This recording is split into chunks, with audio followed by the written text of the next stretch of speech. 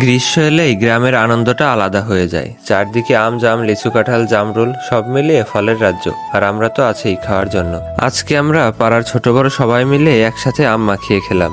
গ্রীষ্মের গরমের দিনে শুরু হলো আম পাড়া।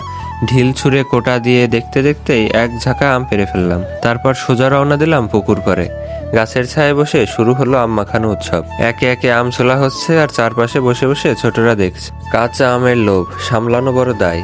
ওরা দিল দু এক থাবা। আমের সাথে লবণ মরিচ দিয়ে মাখানোর সময় জিভে এলো জল। এরপর একে একে সবাই বেলচা মারতে শুরু করলো। গ্রীষ্মের দুপুরে গরম লাগছিল ঠিকই, তবু মনটা ঠান্ডা। হাওয়া বইছে পুকুরের পাশ দিয়ে। সবাই মিলে বসে আম খাচ্ছি, গল্প করছি আর হাসছি। এইসব মুহূর্তেই মনে হয়, হ্যাঁ, এটাই তো জীবন। যারা ছোটবেলায় গ্রামে বড় হয়েছেন, এখন শহরের চাকরিতে ব্যস্ত জীবন আটকে গেছে।